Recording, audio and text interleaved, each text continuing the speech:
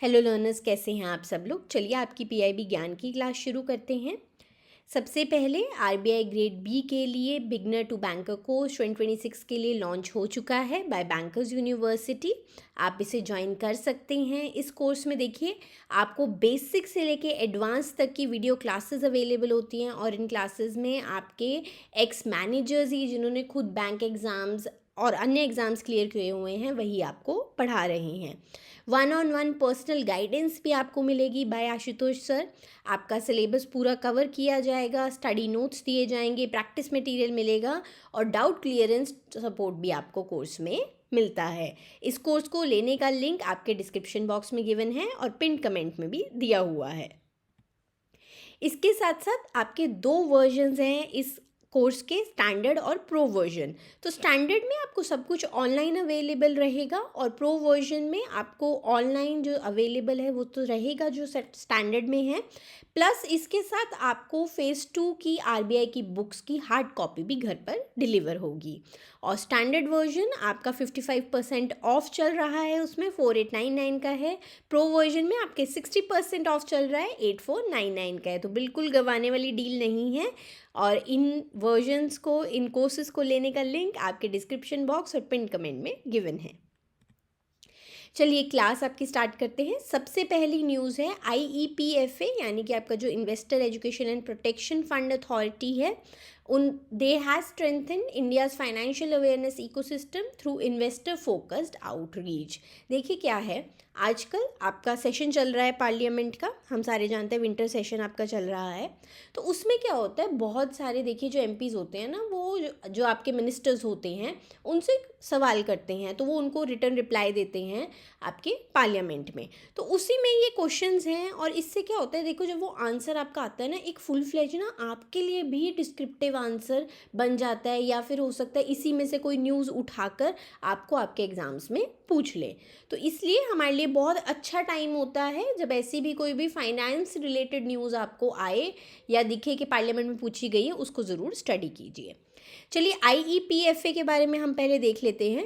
IEPFA आपकी एक statutory body है, यानी कि इससे पूरे एक्ट पास करके बनाया गया है सरकार द्वारा। और ये किस मिनिस्ट्री के अंदर काम करती है? Ministry of corporate affairs. इनका काम क्या है? सबसे पहले ये investor education and protection fund है जो इस ऑर्गेनाइजेशन के अंतर्गत ही बनाया गया है, उस फंड को ये मैनेज करते हैं। उस फंड में बेसिकली क्या होता है, कोई भी अनक्लेम्ड डिविडेंड, डिपॉजिट, डिबेंचर्स, कुछ भी किसी की अनक्लेम्ड इन्वेस्टमेंट्स है ना, 7 ईयर्स या उससे ज़्यादा किसी ने नहीं उस चीज़ को क्लेम किया है, तो वो पैसा जो है ना आपकी जहाँ पे भी स्टॉक एक्सचेंजेस में, जहाँ पर भी उनके अकाउंट्स में है, डीमैट अकाउंट्स है, वहाँ से मूव होके वो इस फंड में जाता है। तो इस फंड को वो मैनेज करते हैं। उसके साथ साथ देखिए, अब अगर कोई बाद में आ गया कि ऐसा नहीं है कि 7 साल बाद पैसा चला गया है तो वो वापस नहीं मिलेगा, अगर कोई अनक्लेम्ड अमाउंट का रिफंड चाहता है, वो आ जाते हैं जो भी उनके राइटफुल इन्वेस्टर्स हैं, तो वो उनको रिफंड भी उसमें से करते हैं। इसके साथ साथ इन्वेस्टर्स को अवेयर करना, उनकी प्रोटेक्शन, उनके साथ कोई कुछ गलत ना हो जाए, ये सब भी IEPFA का ही काम है। इसके साथ साथ उन्होंने क्या क्या अवेयरनेस देखिए प्रोग्राम्स चलाए हैं जिसके बारे में हमने ऊपर बात भी की थी। सबसे पहले निवेशक शिविर, अगर आप PIB न्यूज़ पढ़ते हैं या कभी भी आपने सुना हो सकता है अखबार में भी कि निवेशक शिविर चलाते हैं IEPFA। अलग अलग आपके Tier 2 Tier 3 सिटीज़ में भी ये लगते रहते हैं। इसे कौन चलाते हैं? तो डिफरेंट स्टेक होल्डर्स के हेल्प के साथ ये शिविर वो लोग चलाते हैं, जैसे कि सेबी भी हेल्प करेंगे, जिससे लोगों को, सिटीजन्स को जाके वो समझा सकें, अनक्लेम डिविडेंड्स बता सकें, शेयर्स। देखो कई बार क्या होता है, जैसे पुराने टाइम में ना, क्योंकि इतना नहीं पता होता था, वो पेपर्स पे होता था सब कुछ, शेयर्स वगैरह, तो बहुत लोगों के अनक्लेम्ड रह गए हैं। उसके बारे में लोगों को जानकारी देना, हो सकता है कि ऑफ स्प्रिंग्स होंगे उनके आगे, उनको जानकारी देना भी ज़रूरी है। ये सब निवेशक शिविर में किया जाता है। देन निवेशक दीदी करके भी वो एक आपका प्रोग्राम लाए हैं। निवेशक दीदी क्या है, इसमें बेसिकली ये पार्टनरशिप में कर रहा है IEPFA। पार्टनरशिप किसके साथ है? इंडियन पोस्ट पेमेंट बैंक के साथ। इसमें बेसिकली रूरल और सेमी अर्बन एरियाज़ में जाकर वो लोग विमेन रिक्रूट करते हैं, उनको पहले पूरा सिखाते हैं, ट्रेनिंग देते हैं, और फिर वो रूरल सेमी अर्बन एरियाज़ में जाके लोगों को इस बारे में समझाती हैं। देन नेक्स्ट उन्होंने डिजिटल और प्रोसीजरल रिफॉर्म्स क्या क्या लिए हैं, तो वो एक इंटीग्रेटेड पोर्टल भी ला रहे हैं, अभी लॉन्च नहीं हुआ है, किया जाएगा, to streamline claim processes and enhance accessibility. और डॉक्यूमेंटेशन को भी देखो सिंप्लीफाई कर रहे हैं। देखो अभी क्या है हमारी कंट्री में ना, हर चीज़ से पहले हम खुद ही हो जाते हैं ना, अरे इतने डॉक्यूमेंट्स, वो उस चीज़ को ना हर आप डिपार्टमेंट देखोगे सिंप्लीफाई करने की कोशिश कर रहा है। देन इसके साथ इनकी एक पंच तत्व विजन है, जिसमें वो क्या है, बेसिकली आपके एआई टूल्स अडॉप्ट किए जाएंगे, रिफंड्स फास्ट ट्रैक किए जाएंगे, और ऐसे ऐसे वो 5 सर्विसेज को अच्छा और इजी करेंगे। और इवन कि उन्होंने एक ग्रीवेंस रिड्रेसल लाइन भी लॉन्च की है, जिसका नाम है निवेशक समाधान, डायल योर CEO। सो अभी जो करेंटली चीफ एग्जीक्यूटिव ऑफिसर हैं IEPFA की, वो हैं Shrimati Anita Shah Akela ji. Next is India host UNESCO's 20th session of the intergovernmental committee for safeguarding intangible cultural heritage in new Delhi. तो न्यू दिल्ली में ये आपका सेशन हुआ है। एंड इंटैंजिबल, देखो कोई भी वो चीज़ होती है जिसको हम छू नहीं सकते, जो कल्चर में हमारे, जैसे कि अभी हम लोग पढ़ेंगे दीपावली, वो क्या है, इंटेंजिबल हेरिटेज ही है ना, हमारी धरोहर है, हमारी एक प्रैक्टिस है, तो हमारा फेस्टिवल है, ये इंटैंजिबल उसमें आता है, क्योंकि आप इसको देख छू नहीं सकते हो। तो इसमें हम लोग दीपावली का मैंने क्यों एग्जांपल लिया है, क्योंकि ये आपको बात बिल्कुल याद रखनी है कि ये जो सेशन हुआ है ना 20th सेशन, इसमें दीपावली को इंटैंजिबल कल्चरल हेरिटेज लिस्ट है ना जो यूनेस्को, उसमें एंटर कर दिया गया है। तो ये बहुत ही हमारे लिए अच्छी बात है। चलिए यूनेस्को के बारे में देख लेते हैं। तो यूनेस्को की फुल फॉर्म है United Nations educational, scientific and cultural organisation. तो इसमें बेसिकली क्या है, ये काफ़ी चीज़ों पर काम करती हैं, पीस बनाने पर, पॉवर्टी इरेडिकेशन पर, सस्टेनेबल डेवलपमेंट पे, इंटरकल्चरल डायलॉग में, तो काफ़ी इनके फील्ड्स हैं अलग अलग। तो एक 2003 कन्वेंशन है जो बहुत ज़रूरी है जब भी हम यूनेस्को की बात करते हैं, which is convention for safeguarding of intangible cultural heritage. तो ये जो हमने intergovernmental committee for safeguarding intangible cultural heritage की बात की है, वो इसी कन्वेंशन से आई थी। तो 2003 में इसे अडॉप्ट किया गया था, जिसमें बेसिकली कोई भी देखो कल्चर है, कोई भी कम्युनिटी है, उसकी practices, representation, expression, knowledge, skills, हर को हमें बचाना है। सो करेंटली यूनेस्को के डायरेक्टर जनरल कौन है, वो है मिस्टर खालिद अल एनानी जी। वो इजिप्टोलॉजिस्ट हैं और former minister of tourism and antiquities भी रह चुके हैं इजिप्ट के। और उन्हें अपॉइंट कब किया गया था, सो उन्हें 2025 में, अभी रिसेंटली हाल फिलहाल में ही अपॉइंट किया गया था, और 4 साल के लिए वो इस ओहदे को संभालेंगे। यूनेस्को ने, जो मैंने आपको बात कही, they have inscribed Deepavali on the intangible cultural heritage list in this session. बहुत ही हमारे लिए गर्व की बात है। नेक्स्ट इज ऑपरेशन सागर बंधु। तो ऑपरेशन सागर बंधु क्या है, इसमें इंडियन नेवी जो है, they have deployed 4 more warships to deliver 1000 tons of humanitarian assistance and disaster relief support to Sri Lanka. तो देखिए श्रीलंका में हमने पिछले आपके बात भी की थी क्लासेस में कि वहाँ पर अभी आपका साइक्लोन आया हुआ है दितवाहा, तो उसके लिए देखिए हमारी कंट्री हेल्प भेज रही है, इंडियन नेवी की शिप्स जाती हैं। तो वो किसके अंतर्गत हो रहा है, उस पूरे ऑपरेशन का नाम क्या है, सागर बंधु। चलिए नेक्स्ट है उद्भव 2025 कल्मिनेट्स इन आंध्र प्रदेश। तो आंध्र प्रदेश में ही हुआ था। बेसिकली ये क्या है, दिस इज 6th एडिशन है of national Eklavya model residential schools cultural and literary fest and कला उत्सव, और इसी को उद्भव बोला जाता है। और ये आंध्र प्रदेश में आपका इस बार कंडक्ट हुआ है। इवेंट को ऑर्गेनाइज करती है national education society for tribal students under ministry of tribal affairs. तो इसमें ओवरऑल चैम्पियन आपका क्या रहा है, सबसे ज़्यादा किसको मेडल्स मिले हैं, तेलंगाना ने टॉप पोजीशन हासिल की है। टॉप 5 स्टेट्स कौन कौन से रहे हैं, Telangana number 1, then Jharkhand, 3rd Odisha, 4th Chhattisgarh and 5th Madhya Pradesh. और देखो उद्भव 2025 में 12 डिफरेंट कैटेगरीज में आपके कॉम्पिटिशन्स होते हैं, एंड जो आपका इसमें जो विनर्स रहेंगे, अब वो नेशनल कला उत्सव में पार्ट लेंगे, जो कि आपका यशादा पुणे में कंडक्ट होगा। Next is Microsoft largest ever investment in Asia, और ये कहाँ पर, इंडिया में ये वो। और इसके बाद इंडिया जो है वो पोजीशन हो जाएगा एज ग्लोबल एआई हब। तो कितने का इन्वेस्टमेंट वो करेंगे? 17.5 बिलियन US डॉलर, यानी कि अगर हम उसे कन्वर्ट करें तो 1.5 लाख करोड़ रुपीस का इन्वेस्टमेंट वो इंडिया में करेंगे, और ये 2026 से 2029 के बीच में वो करेंगे।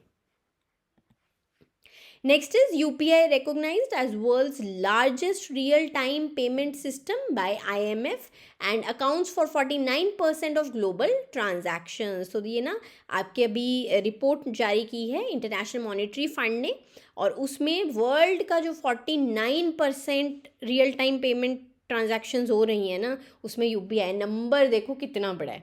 और उसके बाद उनकी रिपोर्ट में जो सेकंड नंबर पे है वो है ब्राज़ील का है पिक्स सिस्टम, और देन थाईलैंड का प्रॉम्प्ट पे थर्ड नंबर पर है। चलिए हम देख लेते हैं क्या क्या इनिशिएटिव्स है जिसने एक्चुअली में UPI एडॉप्शन इंडिया में इतना ज़्यादा रहा है, और कि 49% ग्लोबली हम लोग इसके अंदर हैं। आपका जो UPI है इसमें काफ़ी मेजर्स हैं। देखो RBI भी लेता है, NPCI भी लेता है।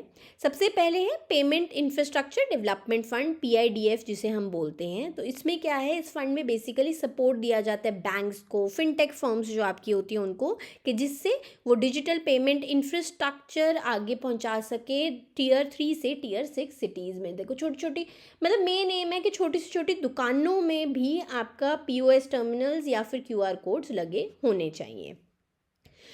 एज ऑफ अगर हम लोग अक्टूबर 31, 2025 की बात करें तो 5.45 करोड़ डिजिटल टच पॉइंट्स अभी तक PIDF के अंदर डिप्लॉय किए जा चुके हैं। इसके साथ साथ इंसेंटिव स्कीम भी वो लेकर आए, सरकार ने लॉन्च की है for promotion of low value Bhim UPI transactions. इससे क्या होता है, देखो जब इंसेंटिव्स मिलते हैं ना तो कंज्यूमर्स को भी होता है, वो होता है ना, हम लोग जब स्कैन करें और 2 रुपये भी 3 रुपये भी वापस आए, हमें उसमें भी बड़ी खुशी मिल जाती है।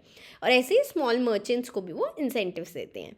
Then widespread merchant integration. So as of your financial year 24-25, 56.86 crore QR codes अभी तक डिप्लॉय हो चुके हैं। तो देखो कितना ये बड़ा नंबर है।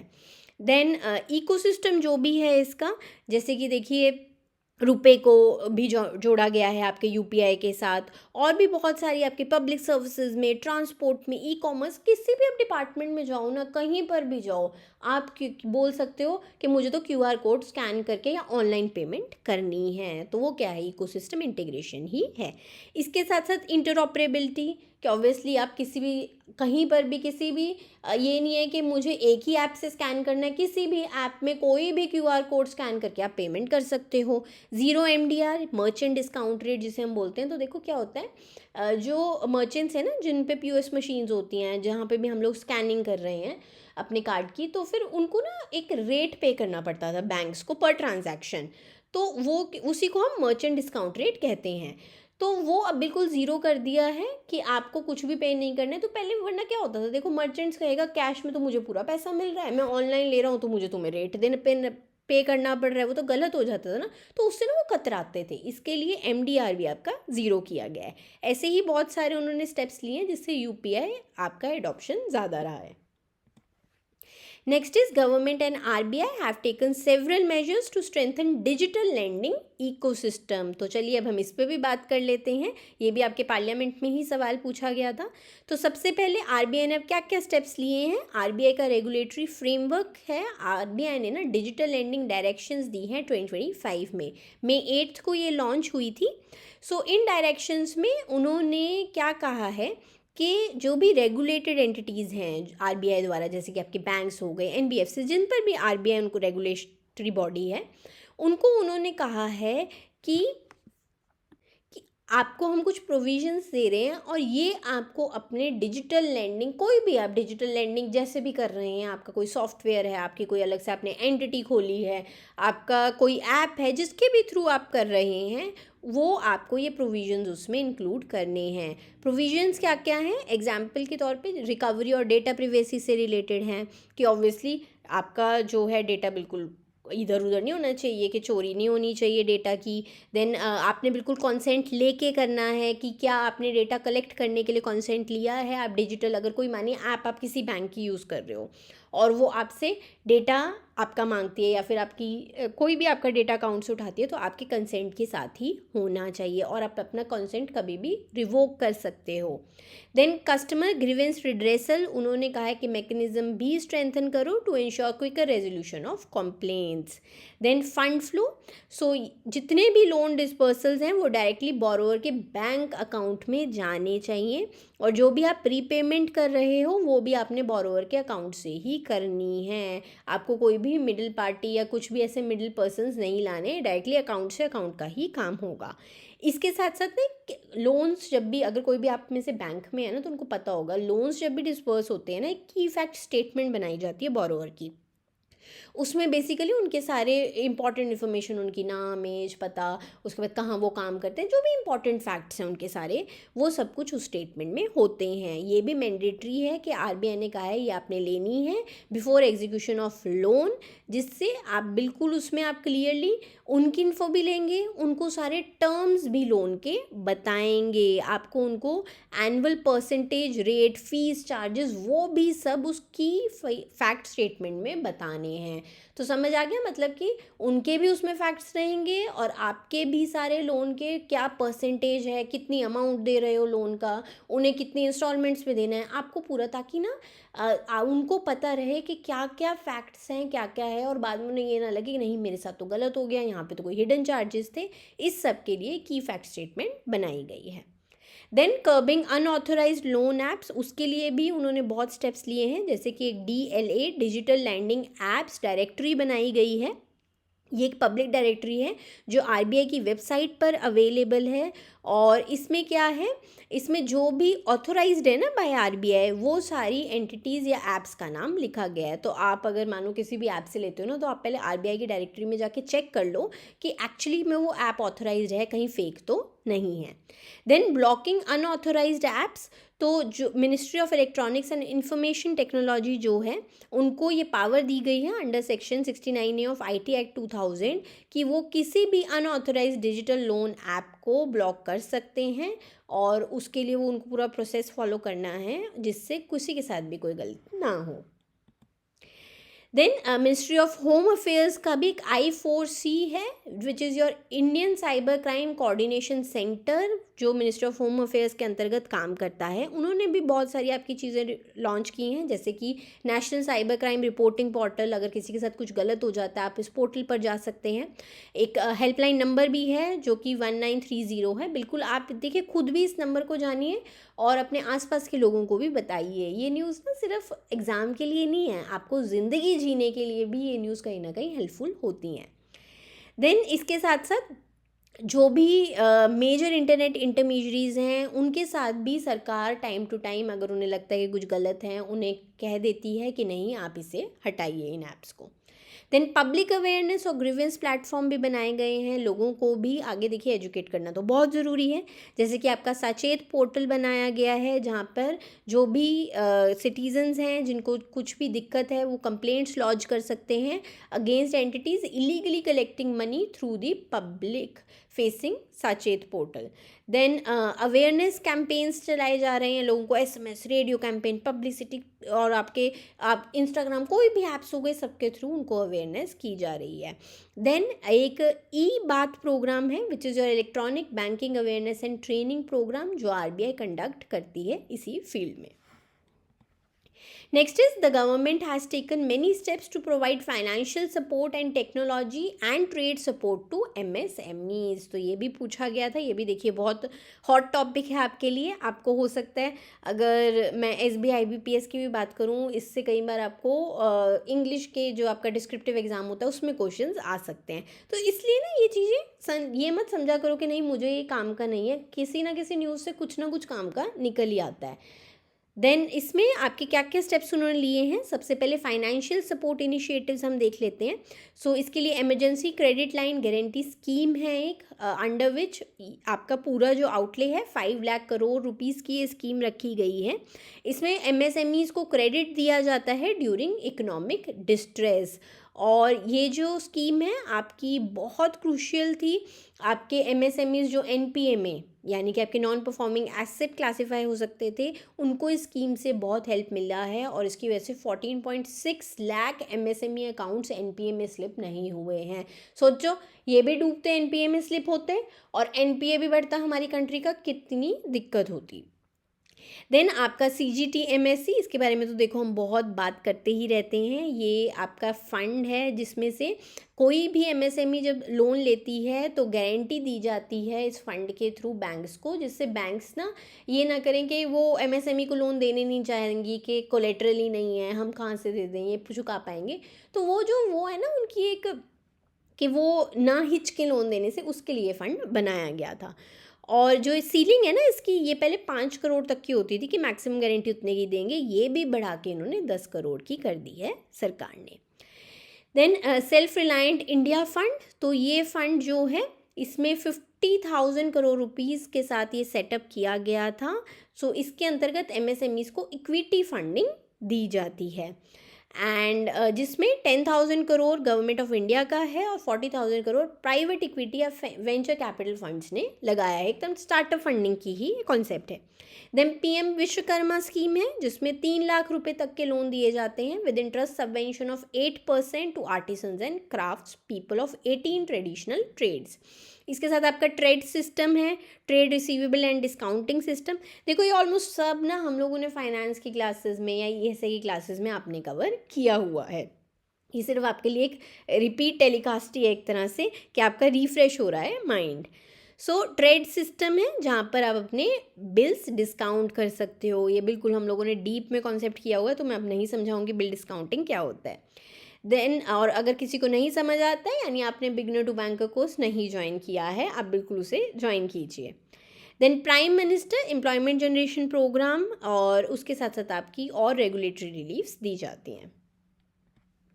देन टेक्नोलॉजी के फील्ड में भी सपोर्ट करते हैं। उसके लिए क्या है, आपके technology centres and extension centres बनाए गए हैं। MSME चैम्पियन स्कीम है।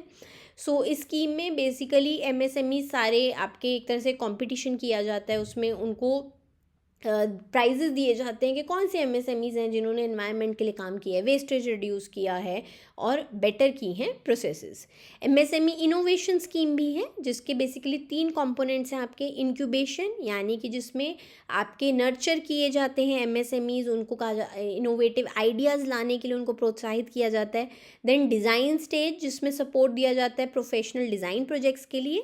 Then IPR, intellectual property rights, जिसमें जो भी MSMEs है कोई भी नई चीज़ लेके आए, इनोवेटिव प्रोसेस लेकर आए हैं, उनको पेटेंट ट्रेडमार्क डिज़ाइंस के लिए हेल्प किया जाता है। Then MSME sustainable certification scheme, इसमें बेसिकली कोई भी MSME है जो क्वालिटी प्रोडक्टिविटी इसको इम्प्रूव करना चाहती है, उनको सपोर्ट दिया जाता है। देन MSME कॉम्पिटिशन स्कीम है, अरे and raising and accelerating MSME performance scheme. तो ये अलग अलग तरह की आपकी स्कीम्स हैं टेक्नोलॉजी और कॉम्पिटिटिवनेस बढ़ाने रिलेटेड।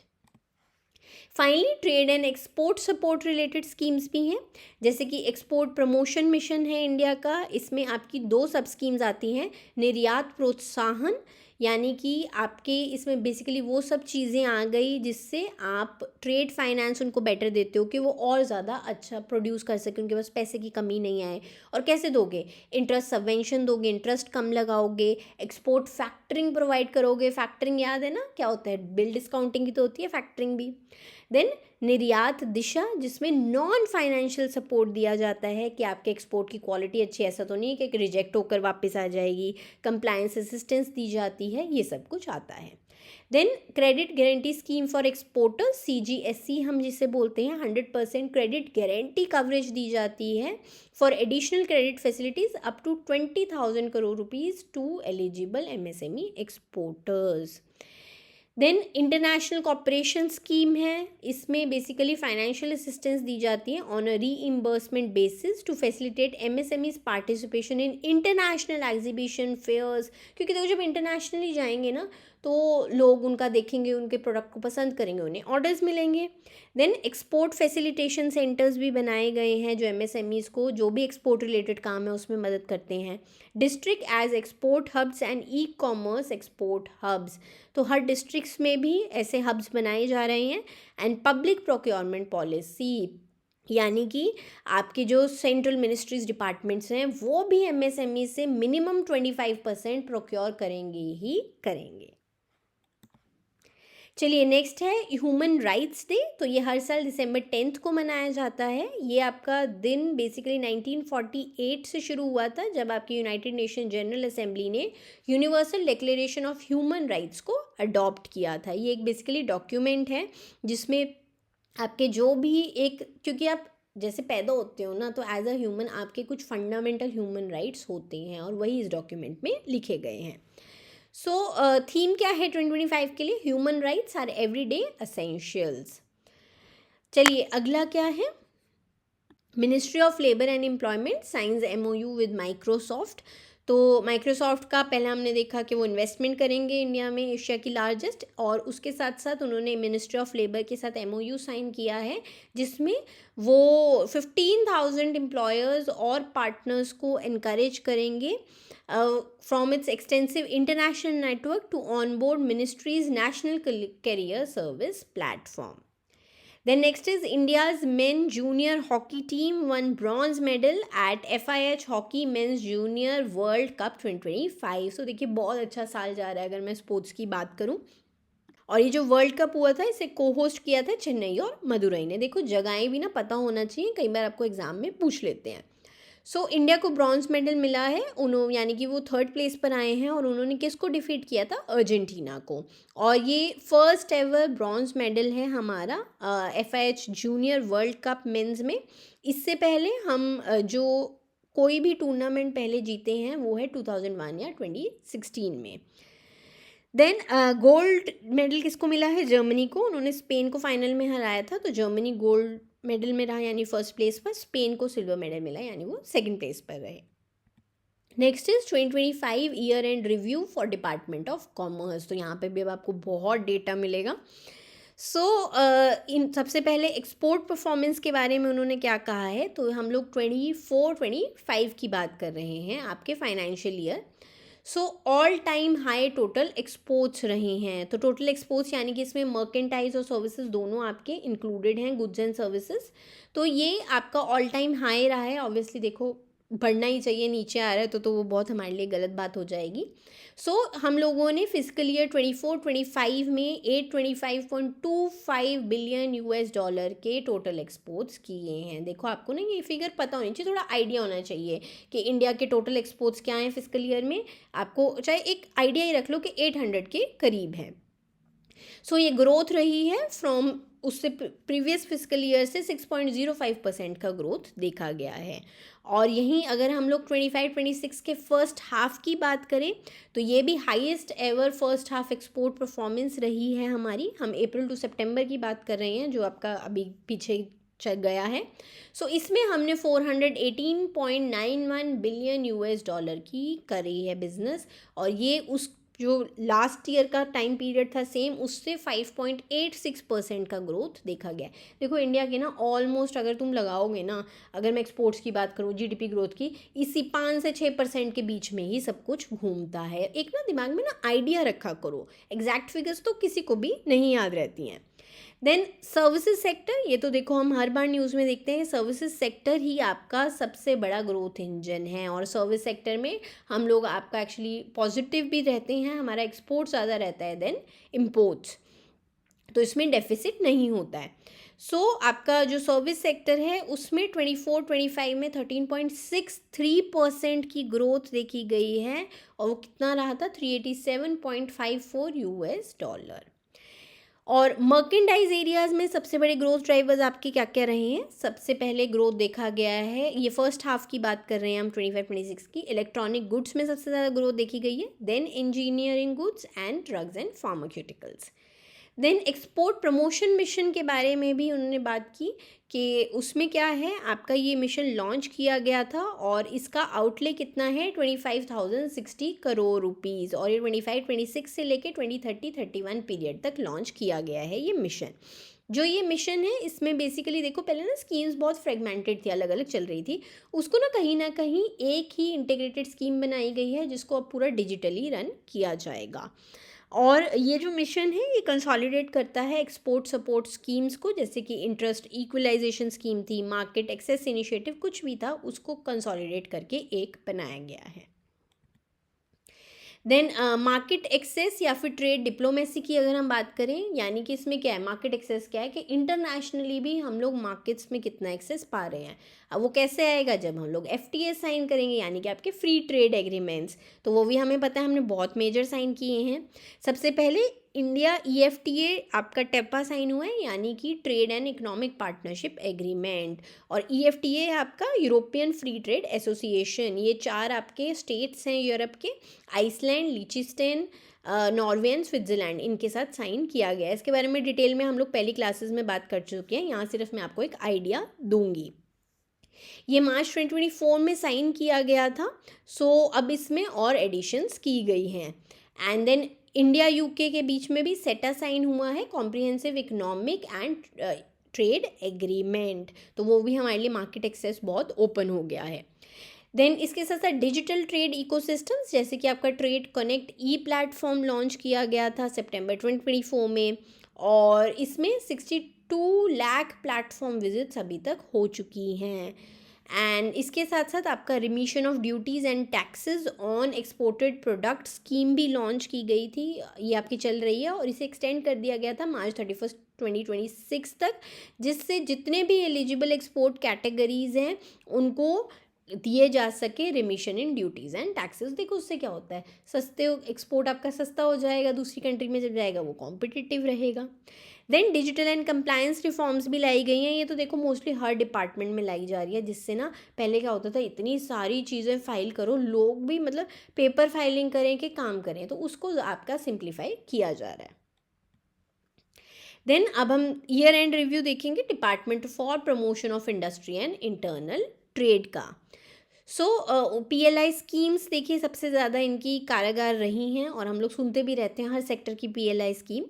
सो आउटले टोटल, अब हम लोग बिल्कुल ओवरऑल लेवल पर बात करेंगे कि 14 की सेक्टर्स में इस टाइम PLI स्कीम आपकी चलाई जा रही है, और टोटल आउटले है इसका 1.97 लाख करोड़ का। और जून 2025 तक कितनी इन्वेस्टमेंट्स की जा चुकी हैं, 1.88 लाख करोड़ की।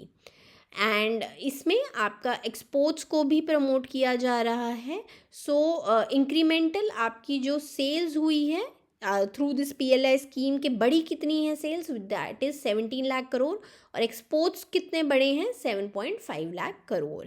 इसके आपके जब से स्कीम लाई गई है, इसकी वजह से 12.3 lakh direct and indirect jobs भी क्रिएट हुई हैं। और कौन कौन से सेक्टर्स हैं जिसमें ग्रोथ देखी गई है, इलेक्ट्रॉनिक्स, वो तो हमने पीछे भी देखा कि मर्केंडाइज में उसमें का ग्रोथ है, फार्माक्यूटिकल, टेलीकॉम, तो ये फूड प्रोसेसिंग, ये सब आपके ग्रोइंग सेक्टर्स रहे हैं। इसके बाद स्टार्टअप इंडिया, वो भी हम जानते हैं कि स्टार्टअप्स को भी बहुत बूस्ट दिया जा रहा है, और इसी वजह से इंडिया जो है वर्ल्ड का 3rd लार्जेस्ट स्टार्टअप इकोसिस्टम बन चुका है। और अभी तक DPIIT आपके 2,01,000 स्टार्टअप्स को रिकॉग्नाइज कर चुका है at the end of the year, और इससे आपकी 21 लाख जॉब्स कंट्री में क्रिएट हुई है। इवन कि विमेन एम्पावरमेंट भी बहुत ज़्यादा है, क्योंकि 48% जो आपके पूरे स्टार्टअप्स में से रिकॉग्नाइज स्टार्टअप्स है ना, उसमें से वो विमेन डायरेक्टर उनके में एक है ही है। Then ease of doing business and compliance reform, same जो मैंने पहले कहा कि देखो वो तो हर कोई ला ही रहा है। इवन कि इन्होंने 4458 लीगल प्रोविजंस को डीक्रिमिनलाइज भी किया है। पहले क्या होता था कि उसमें बहुत ज़्यादा क्रिमिनल पेनल्टीज़ रहती थी, आपको जेल हो सकती थी, लेकिन अब उन्होंने उसे डीक्रिमिनलाइज भी किया है, जिससे लोग आराम से काम कर सके। जन विश्वास बिल, तो आपका जन विश्वास अमेंडमेंट ऑफ प्रोविजंस बिल 2025 भी लाया गया है, कंप्राइजिंग 355 प्रोविजंस, और जिसमें डीक्रिमिनलाइजेशन की जाएगी। इस बिल के बारे में भी हम बात कर चुके हैं। देखो जो भी यहाँ पे मैं आपको बता रही हूँ ना शॉर्ट में, इन सब के बारे में हम डिटेल में न्यूज़ में कवर कर चुके हैं आपकी पहली क्लासेस में। देन लॉजिस्टिक्स एंड इंफ्रास्ट्रक्चर, आपका ULIP platform, unified logistics interface platform, ये भी हमने बात की थी। प्रोजेक्ट मॉनिटरिंग ग्रुप बनाया गया है, इंडस्ट्रियल कॉरिडोर डेवलपमेंट की जा रही है। देन डिजिटल कॉमर्स से रिलेटेड आपका open network for digital commerce, ONDC के बारे में भी मैं आपको हमेशा बताती रहती हूँ। ONDC क्या है, जैसे आपका ये अमेज़ॉन है ना, वो प्राइवेट है, ONDC सरकार का एक मार्केट प्लेस है। और वन डिस्ट्रिक्ट वन प्रोडक्ट आपका इनिशिएटिव है, जिसमें हर डिस्ट्रिक्ट के प्रोडक्ट्स को आइडेंटिफाई किया जाता है, उसको बिल्ड करने पे हेल्प की जाती है। Next is Union Minister of State Shri Kirti Vardhan Singh ji delivers India's national statement at high level segment of UNEA 7 conference, जो आपकी नायरोबी केन्या में हो रही है। इसमें ये आपकी UNEA क्या है, यूनाइटेड नेशंस एनवायरनमेंट असेंबली है। उसमें उन्होंने क्या है, आपकी डिमांड फॉर इक्विटी NCBDRRC यानी कि common but differentiated responsibilities and respective capabilities. देखो इसके बारे में हमने देखा है, इंडिया हर एनवायरनमेंट प्लेटफॉर्म पे बात करती है। इसमें क्या बात की गई है कि डेवलप्ड नेशंस जो हैं, देखो उन्होंने ज़्यादा पॉल्यूशन, क्योंकि उनके इंडस्ट्रियलाइजेशन बहुत पहले हो चुका था, तो जब उन्होंने ज़्यादा दिया है पॉल्यूशन, तो उनकी जो कमिटमेंट्स हैं वो भी ज़्यादा होनी चाहिए। यही इस कॉन्सेप्ट के बारे में बात की जाती है, और आपके ESI में भी क्लासेस में आपका ये कॉन्सेप्ट कवर हुआ है। इसके साथ साथ क्लाइमेट जस्टिस पर भी उन्होंने बात की, और क्या क्या उन्होंने कहा कि हम लोग जो भी आपके डेवलपिंग कंट्रीज़ हैं उनको एक्सेसिबल फाइनेंस मिलना चाहिए, टेक्नोलॉजी ट्रांसफ़र होनी चाहिए, जिससे पॉल्यूशन आपका गोइंग फॉरवर्ड, कार्बन एमिशंस कम हों। इसके साथ साथ उन्होंने डोमेस्टिक अचीवमेंट्स पर भी बात की, जैसे कि मिशन लाइफस्टाइल फॉर एनवायरनमेंट है। देन इकोलॉजिकल रिस्टोरेशन, एक पेड़ माँ के नाम, जिसमें हम लोग ये इनिशिएटिव है जिसमें पेड़ लगाए जा रहे हैं, 2.6 बिलियन सैपलिंग्स प्लांट किए जा चुके हैं। Then 50% non fossil fuel installed electrical capacity हो चुकी है हमारी कंट्री की। इसके साथ साथ हम सर्कुलर इकोनॉमी, देखो सर्कुलर इकोनॉमी क्या होती है कि ना, मानो कोई भी कंपनी है कुछ प्रोड्यूस कर रही है, अब देखो उसके पैकेट्स, उससे वेस्ट तो निकलेगा, तो उस वेस्ट को रिसाइकल करके फिर से अपने ही काम में यूज़ करना या आगे किसी और कंपनी को देना, इसे हम सर्कुलर इकोनॉमी बोलते हैं, कि वो गोल घूम के वही प्रोडक्ट फिर से आपका घूम रहा है। तो सर्कुलर इकोनॉमी पर भी हम काम कर रहे हैं। इसके साथ साथ रिवर रेजुविनेशन, जैसे कि नमामि गंगे प्रोजेक्ट्स भी हैं। ग्लोबल लीडरशिप भी हम लोग, जैसे इंटरनेशनल सोलर अलायंस को हम लीड कर रहे हैं, global biofuel alliance, coalition for disaster resilient infrastructure. Then resolution on fire management, तो ये भी हमारे मिनिस्टर ने बात की, दैट हमने एक पायलट किया है, resolution on integrated fire management to address growing global threat of wildfires, which was subsequently adopted by UNEA 7। तो इसे अडॉप्ट भी किया गया है। तो इस असेंबली के बारे में हम बात कर लेते हैं। ये highest level decision making body है एनवायरनमेंट में, जिसमें आपके 193 UN मेंबर स्टेट सारे पार्ट लेते हैं। और इनका काम क्या है, आपका एनवायरनमेंट एजेंडा जो भी ग्लोबली है उसको सेट करना, पॉलिसी गाइडेंस, मतलब एनवायरनमेंट रिलेटेड सारी चीज़ें करना। और गवर्निंग बॉडी इसकी कौन है, it serves as governing body for United Nations environment programme. इसमें आपकी गवर्नमेंट, सिविल सोसाइटी, हर कोई पार्टिसिपेट करता है इस असेंबली में। और ये क्या है, हर 2 साल में एक बार इसका सेशन होता है, और नायरोबी केन्या में ही होता है, क्योंकि वो UNEP का हेडक्वार्टर है। करंटली इसके प्रेसिडेंट कौन है, करंटली आपका जो 7 सेशन हुआ था, 7 सेशन के, यहाँ पे मैं एनवायरनमेंट असेंबली के बात कर रही हूँ प्रेसिडेंट की, तो वो हैं HE अब्दुल्ला बिन अली अल अमरी, जो प्रेसिडेंट भी हैं एनवायरनमेंट अथॉरिटी ओमान के। Then next is NABARD survey shows strong broad-based revival in rural demand, rising incomes and unprecedented optimism. तो NABARD ने सर्वे किया। देखो इस क्लास में ना हम बहुत सर्वेज, बहुत ऐसी बातें कर रहे हैं, लेकिन इसी में क्या है कि इन्हीं में से, न्यूज़ में से ना उठा के ना आपको 1 वर्ड या 1 लाइनर क्वेश्चंस पूछ लेते हैं। ये सर्वेज, ये सब जानना ना आपके लिए बहुत ज़रूरी है। इस सर्वे में आपका 8th राउंड हुआ है इस सर्वे का, और इसको basically NABARD rural economic conditions and sentiment survey से बोला जाता है। एंड इस सर्वे में उन्होंने क्या क्या आपके आए हैं, तो देखो इसमें बहुत डेटा होगा, आप रीड कर लीजिएगा अपने आप। कि कंजम्पशन रिलेटेड उन्होंने बात की है कि कंजम्पशन जो है, हायर कंजम्पशन किया गया है over last year. 80% rural household ने कहा है कि हमारा कंजम्पशन बढ़ा है। Then 67.3% of average monthly income जो है वो कंजम्पशन पे स्पेंड करते हैं और बाकी सेव करते हैं। देन इनकम जो है उसमें भी ग्रोथ देखी गई है रूरल हाउस होल्ड्स में 42.2% की, और इनकम का जो डिक्लाइन है वो सिर्फ 15.7% हाउस होल्ड्स में देखा गया, ये लोएस्ट है, तो काफ़ी ये अच्छा डेटा है। देन ऑप्टिमिज्म जो है कि ऑप्टिमिज्म क्या होता है, देखो ये है कि फ्यूचर को लेके लोगों का आउटलुक क्या है, तो वो स्ट्रॉन्ग है, बहुत अच्छा है। 75.9% हाउस होल्ड्स को लगता है कि हमारी इनकम्स अगले साल भी बढ़ेंगी। फाइनेंशियल बिहेवियर भी बेटर हुआ है, सो फाइनेंशियल क्रेडिट का एक्सेस भी सबको अब आराम से मिल रहा है, लोन्स बहुत इजीली सबको अवेलेबल हैं। देन इनफॉर्मल क्रेडिट जो है, जो यानी कि जो आपके फॉर्मल उसमें नहीं आता, आरबीआई के कंट्रोल में नहीं आता है, उसका शेयर 20% है अभी भी देखो हमें कम करना है।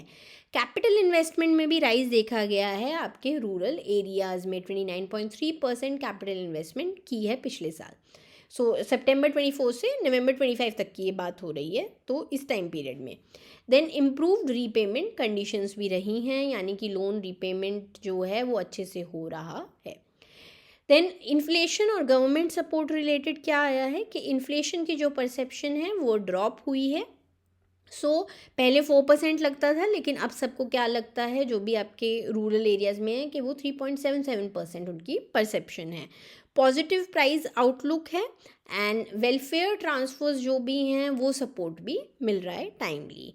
इसके साथ साथ इंफ्रास्ट्रक्चर रिलेटेड, तो इंफ्रास्ट्रक्चर से हाई सेटिस्फैक्शन कैटेगरी में आया है।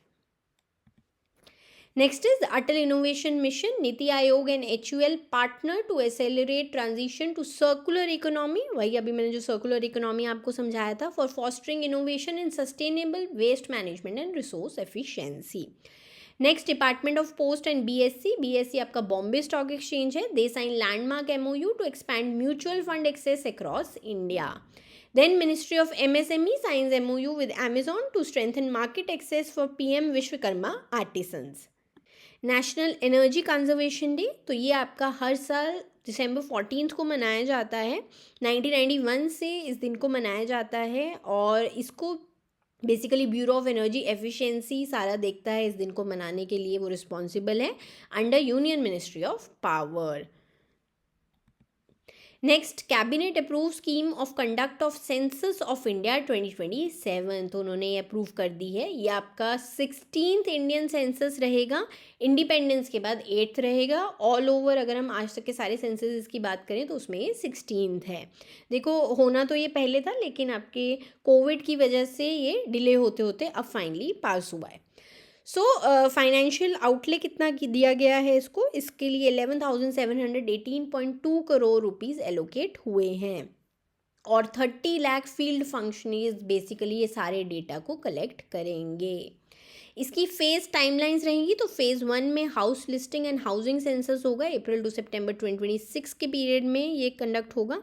फेज़ 2 में पॉपुलेशन पूरा आपका जनगणना की जाएगी फरवरी 2027 तक। देन की टेक्नोलॉजिकल एंड पॉलिसी इनोवेशंस इस बार लाई गई है, तो देखो जो सेंसस ऑफ इंडिया 2027 है ना, ये फर्स्ट फुली डिजिटल सेंसस बनेगा हमारी कंट्री का, तो यानी कि डेटा जो है वो डिजिटली कलेक्ट किया जाएगा using mobile applications available both on Android और iOS वर्जन्स के लिए है। देन रियल टाइम मॉनिटरिंग की जाएगी पोर्टल में, आपका census management monitoring system portal बनाया गया जिसमें रियल टाइम सब कुछ देखा जाएगा। देन फर्स्ट टाइम लोगों को ऑप्शन दिया गया है टू सेल्फ एन्यूमरेट, कि आप खुद जाके भर दीजिए through a digital platform encouraging wider and inclusive participation. और cabinet committee on political affairs ने आपके अप्रैल 30, 2025 को डिसाइड किया था कि सेंसस 2027 में हम लोग कास्ट डेटा भी कैप्चर करेंगे इलेक्ट्रॉनिक, यानी कि कास्ट सेंसस भी रहेगा। Then census as a service बनाई जा रही है, तो इसको भी जैसे कि बाकी सारी सर्विसेज आपको दी जाती है वैसे ही अब दिया जाएगा। Then house listing block creator web map application, तो देखो इस बार ना बहुत एप्लीकेशन ऐप्स काफ़ी इन्होंने लॉन्च की हैं, जो सारे चार्ज ऑफिसर्स होंगे, इन चार्ज ऑफिसर्स वो उसे यूज़ करेंगे for digital demarcation and mapping of enumeration areas. Next is national makhana board holds first meeting, so 476 crore rupees central sector scheme है आपकी मखाना से related, which is rolled out for holistic development of makhana sector. तो इन्होंने अपनी first meeting की है और meeting के चेयरमैन कौन थे, डॉक्टर देवेश चतुर्वेदी जी, जो सेक्रेटरी हैं आपके department of agriculture and farmer welfare के, और वही इस बोर्ड के चेयरमैन भी हैं। तो आपकी सेंट्रल सेक्टर स्कीम है, ये बेसिकली मखाना सेक्टर को मॉडर्नाइज और डेवलप करने के लिए लाई गई थी यूनियन बजट 25-26 में। एंड इसे ऑफिशियली हमारे प्रधानमंत्री जी ने बिहार से लॉन्च किया था सितंबर 15, 2025 को। सो आउटले इसका 476.03 करोड़ का है एंड 25-26 से 2030 31 6 ईयर का इसका इम्प्लीमेंटेशन पीरियड रहेगा। कंपोनेंट्स क्या हैं? मखान इस फील्ड में आपका रिसर्च एंड इनोवेशन किया जाएगा, quality seed production, farmer capacity build उस बेटर की जाएगी, बढ़ाई जाएगी, पोस्ट हार्वेस्ट उनको पूरी हेल्प दी जाएगी, वैल्यू एडिशन और मार्केटिंग में हेल्प की जाएगी और एक्सपोर्ट प्रमोशन भी किया जाएगा। नेक्स्ट इज DFS यानी कि department of financial services streamlines and strengthens grievance redressal mechanism in banks, financial services and insurance sectors. So उसके लिए क्या आपके किए गए हैं ग्रीवियंस रेजोल्यूशन में? सो सेक्रेटरी लेवल रिव्यू, जो आपके फाइनेंशियल सर्विसेज डिपार्टमेंट के सेक्रेटरी हैं, वो पर्सनली रिव्यू करते हैं 20 randomly selected grievances every month, जिससे देखो ग्रीवियंस उनके मन में रहे जो भी ऑफिसर्स हैं इंचार्ज के नहीं हमारा रिव्यू हो सकता है, तो वो रिव्यू करते हैं और यहाँ पे सिटीजन्स को अपॉर्चुनिटी दी जाती है to raise their concerns directly in presence of chairperson, MD, CEOs and senior management of concerned institutions. और दिसंबर 2025 तक 15 ऐसी मीटिंग्स हो चुकी है और 300 ग्रीवेंसेस को ऑलरेडी वो एनालाइज कर चुके हैं। देन रेप्लिकेशन मैंडेट, तो ऐसे ही एक्सरसाइजेज आपके जॉइंट सेक्रेटरीज भी और फाइनेंशियल इंस्टीट्यूशंस के हेड भी कंडक्ट कर रहे हैं, जिससे एक्चुअली में आपके ग्रीवियंस रिड्रेसल टाइमली और सही से हो। देन परफॉर्मेंस बेस्ड रैंकिंग, जो आपके public sector banks, private sector banks जितने भी हैं सबको रैंकिंग दी जाती है फ्रॉम जून 2025 कि कौन कितने अच्छी तरह परफॉर्म कर रहे हैं इन ग्रीवियंस रिड्रेसल। सो रैंकिंग किस बेस पे की जाती है? क्वालिटी और timeliness of grievance redressal.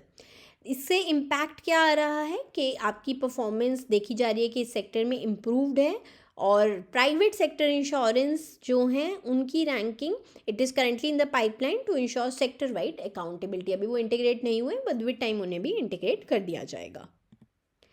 Then digital feedback and customer service training भी दी जा रही है। सो PSBs जो भी हैं आपके प्राइवेट पब्लिक सेक्टर बैंक्स हो गए, पब्लिक सेक्टर बैंक्स हो गए, उन्हें कहा गया है कि आप फीडबैक मैकेनिज्म्स भी रखिए, लोगों से फीडबैक लीजिए कि क्या उनका ग्रीवेंस सच में हुआ है, क्या वो सॉल्व हो गया है, तो आपको ये फीडबैक लेना है और कस्टमर सर्विस ट्रेनिंग भी अपने स्टाफ को प्रोवाइड करनी है। इसके साथ साथ वर्कशॉप्स भी की जा रही हैं, आपकी CP ग्राम्स की वर्कशॉप्स हैं। देन और आपके आउटरीच प्रोग्राम्स भी किए जा रहे हैं, फाइनेंशियल इंस्टीट्यूशंस इंटरैक्शन प्रोग्राम भी किए जा रहे हैं, जिससे लोगों को अच्छे से ट्रेन किया जा सके सेक्टर में। Next is government of India highlights rural transformation and development leadership at IFAD India day in Rome. So देखिए IFAD ना आपकी ऑर्गेनाइजेशन है जिसके बारे में हम बात करेंगे, तो पहले हम देख लेते हैं। So it is international fund for agriculture development. So इसका पूरा ना इंडिया के साथ बहुत रिलेशनशिप अच्छा है। सो एग्रीकल्चर रिलेटेड है, इंडिया भी हमें पता है मेजरली एग्रीकल्चर इकोनॉमी है। सो आपका IFAD इंडिया डे किया जाता है और ये इस बार रोम में था। सो इंडिया जो है फाउंडिंग मेंबर और one of the largest contributors है IFAD का, तो बहुत इंपॉर्टेंट हम लोग रोल इसमें प्ले करते हैं। सो पिछले 48 ईयर्स में इंडिया और IFAD 36 rural development project support कर चुके हैं और US $4.4 बिलियन अभी तक इस सारे प्रोजेक्ट्स की वैल्यूज़ है। देन को फाइनेंसिंग रेशियो इनकी 2.65% की मेंटेन की है इंडिया ने। सो ये आपके जो भी ग्लोबल एवरेज है उससे हायर है। एंड इसके साथ साथ विमेन कलेक्टिव्स को भी मिलकर इस फील्ड में ये लोग आगे ला रहे हैं। सो अभी जो मिलके आपके IFAD और इंडिया के ऑनगोइंग इनिशिएटिव्स क्या क्या हैं? सो मार्केट एक्सेस रिलेटेड है for 45,000 rural enterprises in Meghalaya. Empowerment हो रहा है विमेन एम्प्लॉयबिलिटी को बढ़ाने के लिए, इनकम जनरेशन अपॉर्चुनिटीज़ को भी बढ़ाने के लिए विमेन की in Maharashtra. Climate resilience programme है for 3 lakh small and marginal farmers in Jammu and Kashmir and livelihood programme या एफर्ट्स है इन उत्तराखंड। तो ये सब कुछ इनके प्रोग्राम्स हैं। मतलब देखो काफ़ी मैं कहूँगी इंडल्ज्ड ऑर्गेनाइजेशन है और इसीलिए ये बहुत इंपॉर्टेंट है। Then International fund for agriculture Development आपका ग्लोबल ऑर्गेनाइजेशन है which is focused exclusively on rural poverty reduction. तो ये भी एक स्पेशलाइज्ड एजेंसी ही है आपकी यूनाइटेड नेशंस की, जिसे 1977 में बनाया गया था। एंड हेडक्वार्टर कहाँ है इसका? रोम, इटली में हेडक्वार्टर्ड है। फोकस किस पर है कि कंसेशनल लोन्स, ग्रांट्स या टेक्निकल असिस्टेंस दी जाती है सरकारों को, जिससे वो हेल्प कर सके स्मॉल होल्डर फार्मर्स को, पेस्टोरलिस्ट को, रूरल एंटरप्रेन्योर्स को। अभी इसके 178 मेंबर स्टेट्स हैं। करंटली इसके प्रेसिडेंट हैं मिस्टर अल्वारो लैरियो, जो स्पेन से हैं। चलिए लास्ट न्यूज़ है आपकी, कंज्यूमर प्राइस इंडेक्स नंबर्स आपके नवंबर 2025 के लिए आ गए हैं और आपका CPI का बेस क्या हुआ है? 2012 रहता है। So year on year inflation rate जो आपका रहा है ओवर नवंबर 2024 फॉर नवंबर 2025, मतलब कि नवंबर इस साल के लिए पिछले साल से कितना आपका ग्रोथ देखा गया है CPI में? इट इज़ 0.71%, तो बहुत ही कम है, बहुत ही मार्जिनल है। सो रूरल में आपका year on year inflation rate है 0.10, अर्बन में ज़्यादा है 1.40, कंबाइंड है ये 0.71%। सो फूड प्राइस इंडेक्स और फूड इन्फ्लेशन के बारे में भी बात कर लेते हैं। सो ऑल इंडिया लेवल में जो आपका year on year inflation rate रहा है वो है -3.91%। तो देखो, ये तो हम काफ़ी टाइम से देख रहे हैं कि फूड इन्फ्लेशन नहीं हो रही है, डिफ्लेशन आपकी चल रही है। सो फूड इन्फ्लेशन जो है अगर हम मंथली बात करें कि नवंबर 2025 में अक्टूबर 2025 में, तो उसमें 1.11 परसेंटेज पॉइंट्स का इंक्रीज़ देखा गया है। मतलब मंथ ऑन मंथ इंक्रीज़ है but year on year decrease है। सो वो जो मंथ ऑन मंथ इंक्रीज़ है वो आपके उसके बेसिकली क्या क्या रीजंस है? वेजिटेबल, एग, मीट, फिश, इन सब के थोड़े थोड़े प्राइजेज आपके राइज हुए हैं। सो RBI ग्रेड बी के स्टूडेंट्स के लिए गुड न्यूज़, मैं हर बार आपको बताती हूँ कि 2026 का बैच लॉन्च हो चुका है। नॉट RBI ही नहीं, आपके IBPS, SBI, किसी भी बैंक एग्ज़ाम के लिए आप प्रिपेयर कर रहे हो, ये कोर्स आपके लिए वन स्टॉप सॉल्यूशन है। सब कुछ इसी में मिल जाएगा। क्लासेस आपकी शुरू हो चुकी हैं, मिस आउट मत कीजिए। बाद में सिलेबस एकदम पाइल अप हो जाता है, बहुत मुश्किल हो जाता है कवर करना।